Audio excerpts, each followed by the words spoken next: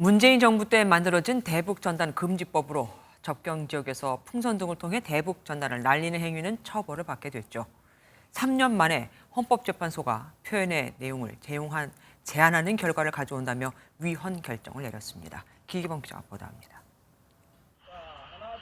접경지에서 남측을 선전하는 전단지와 영상물 등을 담아 북측으로 날리는 대북전단에 대해 지난 2020년 북측은 불편한 감정을 쏟아냈습니다.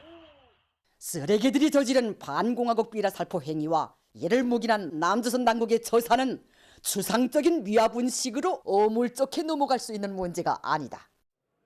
문재인 정부 당시 남북관계 개선을 위해 민주당은 대북전단 살포 등을 처벌하는 이른바 대북전단 금지법을 통과시켰습니다.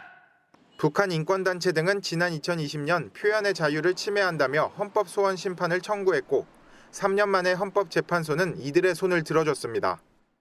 북한을 자극해 도발을 일으킬 수 있을 만한 표현의 내용은 상당히 포괄적이라며 7대2 의견으로 위헌 결정을 내렸습니다.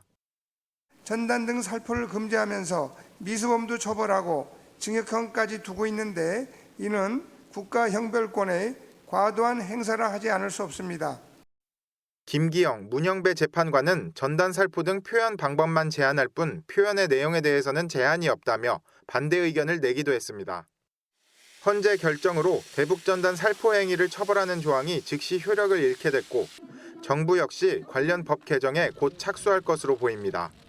MBN 뉴스 길기범입니다. 안녕하세요. 김주하입니다. 공정하고 신속한 MBN 뉴스, 유튜브를 통해서도 만나보실 수 있습니다. 특히 더 많은 뉴스와 라이브를 보고 싶으시다면 오른쪽을 눌러서 구독하시면 됩니다. 어렵지 않죠? 빠르고 정확한 뉴스로 계속 찾아뵙겠습니다. MBN 뉴스를 시청해주신 여러분 고맙습니다.